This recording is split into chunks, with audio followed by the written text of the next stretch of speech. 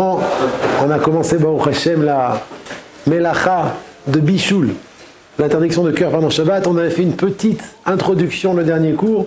On avait dit qu'il existait 4 manières de cuire pendant Shabbat. Alors je vais interroger ceux qui étaient là. Je vais interroger.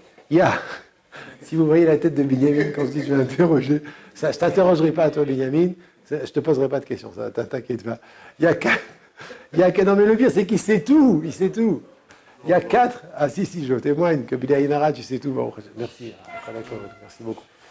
Il y a 4 manières de cuisiner pendant Shabbat. La première c'est par le feu, c'est-à-dire our. La deuxième c'est par les dérivés du feu, ce qu'on appelle toldot haour. La troisième c'est le soleil, qu'on appelle Chama, dans le Lachon de la Gemara et des Poskim. Et la quatrième, c'est les dérivés du soleil. Allez, je vous écoute. Michael Attar, quel est le din de chacune de ces 4? Le feu, si je cuisine avec du feu pendant Shabbat. Minatora ou Minatora et Minatora. Minatora, c'est bon. Ça, c'est le feu. Les dérivés du feu, qu'est-ce que c'est d'abord? Explique-moi, c'est quoi les dérivés du feu, Michael? Dérivés du feu, je sais plus. Qui veut essayer? C'est quoi les dérivés du feu?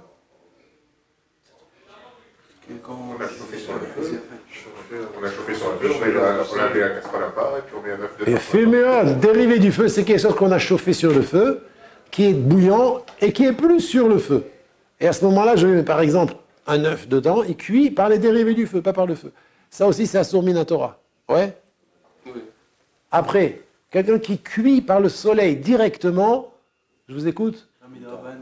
Moutard. Il est permis pendant Shabbat de cuire quelque chose par le soleil directement. Par exemple, prendre un verre d'eau, le mettre au soleil et amener même à ébullition, c'est permis. Par contre, les dérivés du soleil, je vous écoute. C'est quand on revient à la maison. Voilà, Chazak. Assour midera banan, parce qu'on va plus faire. La Gemara a dit qu'on va confondre les dérivés du soleil avec les dérivés du feu. Et même les gens, après, ils vont voir. Les gens, et même lui, il va se dire regarde, puisque j'ai le droit de.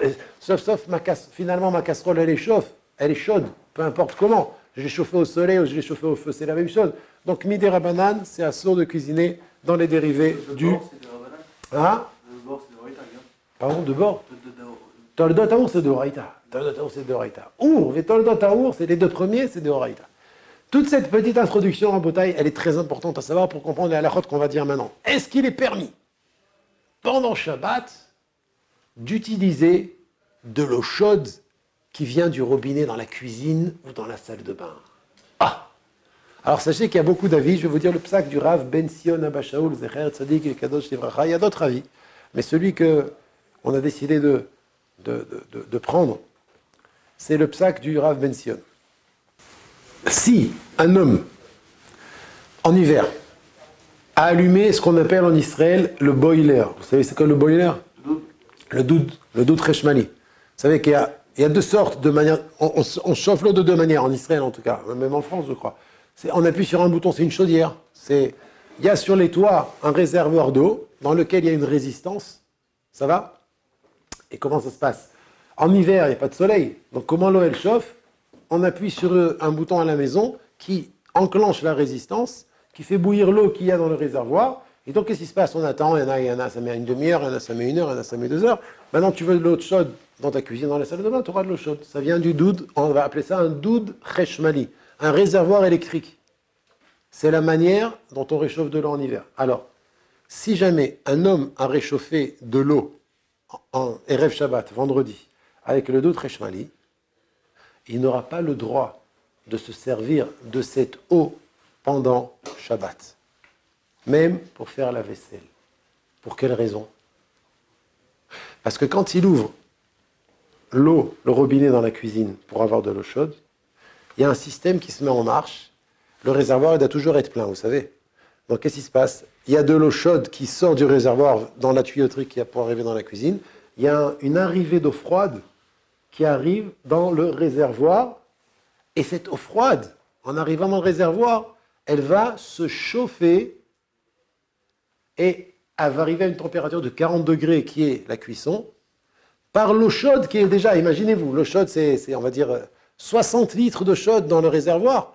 Maintenant, quand moi j'utilise un demi-litre ou 1 litre d'eau dans la maison, il y a donc à sa place 1 litre d'eau froide qui rentre. Qu'est-ce qui se passe quand 1 litre d'eau froide rentre dans 60 litres d'eau chaude?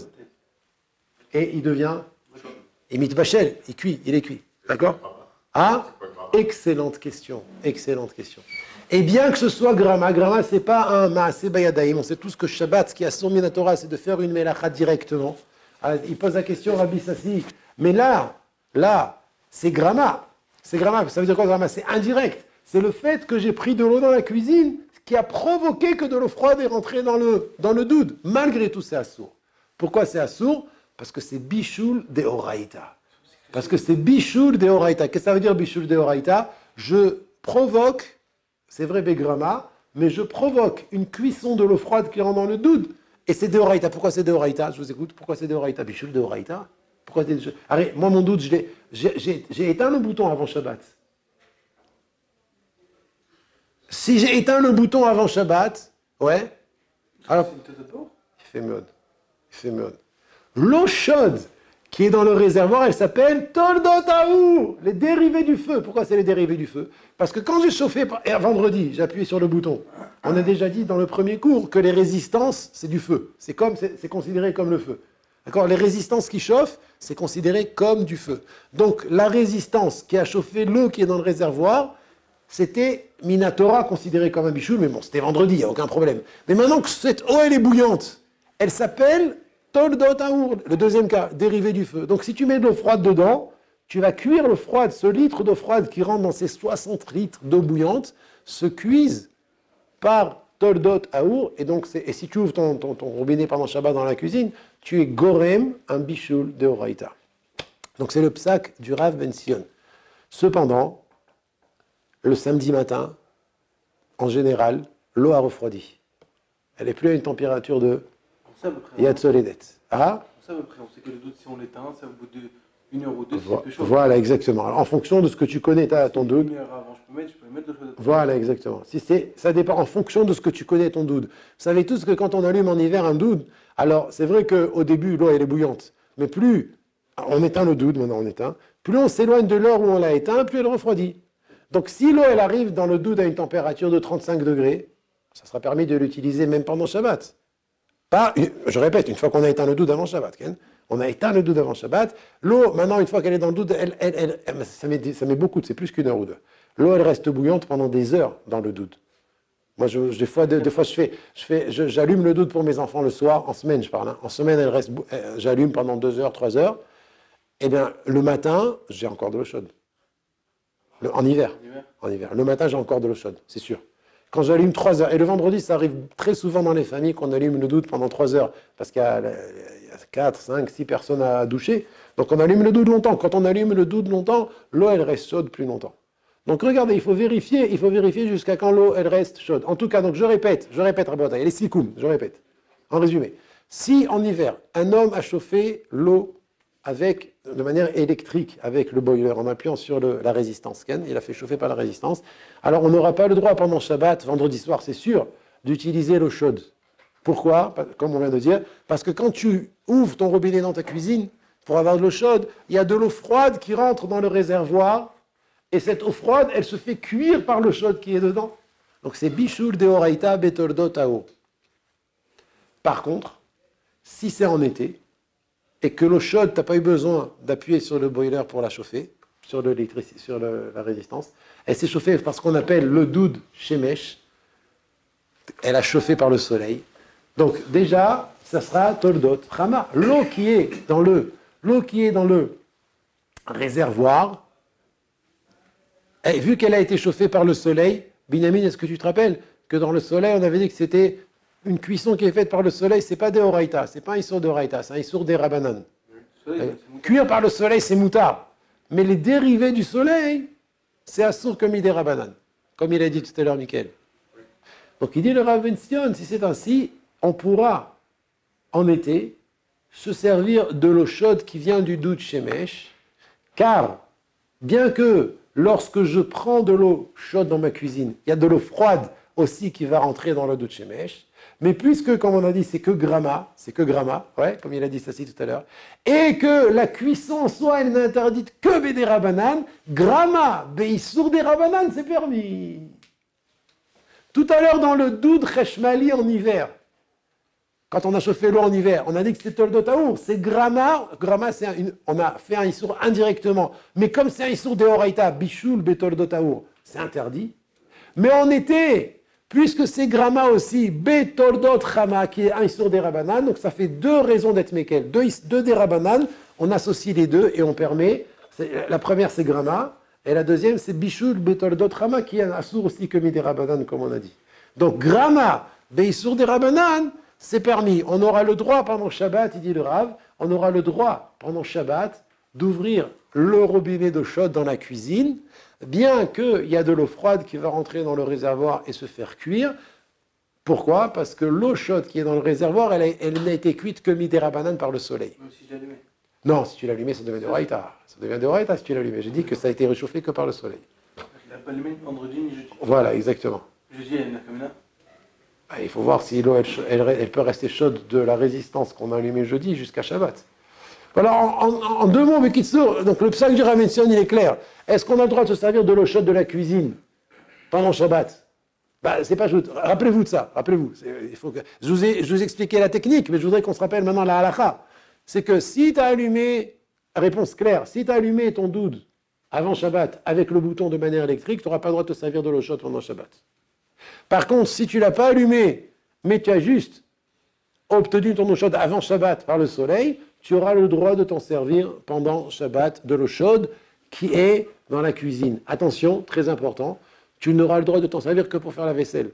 Pas pour te laver les pieds, les mains, le visage, à plus forte raison de faire une douche qui est interdit midera banane pendant Shabbat. On n'a pas le droit de se doucher pendant Shabbat, Ken, avec de l'eau chaude. On n'a pas le droit de se doucher avec de l'eau chaude pendant Shabbat, ni des membres du corps, c'est assourd. Pardon? C'est une xéra des Rabanan, qui est marquée dans la Gemara et dans Shulchan Aruch, qu'on n'a pas le droit de prendre une douche à l'eau chaude pendant Shabbat. La douche en été, comment on fait alors? Ah? Comment on fait une douche en été? À l'eau froide? Pour ceux qui veulent se doucher, mais on peut 24 heures sans se doucher. Ah? C'est les Mefunakim. Non, avec Shabbat Khatan, on chante, tac, on transpire. C'est non, du déodorant, c'est fini. On peut 24 heures ne pas se doucher. Pas sur les habits, sur la peau, oui. Sur la peau, oui. Donc c'est clair. Donc cette eau chaude, attention, je précise, cette eau chaude qu'on a permis pendant Shabbat, si elle vient du soleil, du doud shemesh, ce n'est que pour faire la vaisselle. Faire la vaisselle à l'eau chaude, on a le droit. Faire la vaisselle à l'eau chaude, on a le droit. Mais si c'est en hiver, avec le doud shemesh, et qu'on imagine que vendredi soir, l'eau qui est dans le réservoir est encore chaude à 40 degrés, qui est la température de Yad Soledet Bo, c'est la température qui a encore le pouvoir de cuire autre chose. Donc on n'aura pas le droit en hiver de se servir de l'eau chaude dans la cuisine, parce que sinon il y a de l'eau froide qui va entrer, qui va être cuite dans l'eau chaude du réservoir. Est-ce que quelqu'un a une question? Non, vous n'avez pas de question? Ouais. Si quelqu'un, en été, des fois il fait froid en été, ouais, le soir. Oui. Ça a chauffé toute la journée grâce au soleil, mais le soir c'est pas forcément. Peut-être qu'il faut mettre le doute. Oui. Ok, maintenant le soir, est-ce que j'aurais le droit d'utiliser? Si tu as mis le doute quand? Tu l'as allumé quand le doute? Le doute, j'ai pas allumé, mais en été on parle. Tu parles en été, donc ça a été chauffé que par le soleil. Ouais. Donc il n'y a aucun problème. Pourquoi? Pourquoi? Parce que ça a été chauffé par le soleil. Tu n'as pas eu besoin d'allumer la résistance. Si tu as allumé la résistance, donc l'eau elle a cuite par du feu. C'est considéré comme du feu. Donc c'est un bichoul de Horaïta, tu n'auras pas le droit de l'allumer. Mais si elle n'a été chauffée que par le soleil, donc l'eau elle est cuite par le soleil, on dit que c'était midera banane. C'est clair? David? Vous avez dit que le problème c'était qu'il y a un litre qui rentre un litre d'eau froide qui rentre dans l'eau chaude, du coup qu'elle se réchauffe. Si maintenant on utilise une grosse quantité, par exemple les 3/4 du doud, et que du coup il y a les 3/4 qui reviennent et ça va pas atteindre les 40. Excellente question, magnifique. Je rajoute pour que tout le monde puisse profiter de ta belle question. J'ai rajouté une explication. Je pense que tout le monde a compris la question de David. Ça veut dire, si jamais j'utilise une grosse quantité d'eau chaude, d'un coup exactement, alors qu'est-ce qui va se passer? Il y a une grosse quantité d'eau froide qui va rentrer dans le doud et ça va annuler la chaleur de la petite quantité d'eau chaude qui reste. Et donc, ça serait permis. Ainsi, Shoel, Rabbi David Makota, Rabotai, c'est un grand... ça c'est apprécier le bon vin. C'est appréciable. Réponse. Ah? Réponse. Tu écoutes, David? tu ne peux pas sortir de ton réservoir une grosse quantité d'eau chaude d'un coup. Tu es obligé de passer par le robinet. Donc, tu passes par le robinet, c'est un filet qui coule. Maintenant, au début, qu'est-ce qui va se passer? Au début, les premiers litres qui vont entrer, ils vont se cuisiner. Si Béhémet, tu avais la possibilité d'enlever d'un coup les 3/4 du doud du réservoir, tu as raison. Mais comme la manière dans laquelle on fait sortir l'eau du réservoir, la manière de laquelle on fait sortir l'eau du réservoir, c'est petit à petit par le filet du robinet. Donc, jusqu'à ce que tu arrives aux 3/4, tu auras déjà fait les premiers litres qui sont déjà mis de bachlim. Tous les robinets. Ah? Pour se trouver ce là il ouvre tous les robinets de la maison. En même temps, mais quand même, c'est pas possible, ça va pas aider. Au début, il y a du bichou. Au début, les premiers litres qui rentrent, ils sont mis de bachlim, donc c'est fini. Le Ravrouk vous attend. Dites au Ravrouk qu'il peut rentrer. Il faut que je lui dise que... Oui. Il vous donne un... Une tuyauterie, Ouais, une tuyauterie où tu arrives à... Vas-y, Khanan, vas-y. Pourquoi tu t'es... C'est torpédé en fait. Ah? C'est torpédé du coup. C'est-à-dire quoi, torquédé? Une goutte qui part, il dirait avec une goutte qui rentre. Ça va. Donc, dès le début, exactement, c'est ça. Dès le début, tu fais un michou. Tu t'enlèves pas 10 litres d'un coup. David, il a raison, si on avait pu enlever d'un coup 10 litres, peut-être, ou même plus que 10 litres, parce que s'il y a 60 litres dans le doute, il faut enlever 30 litres.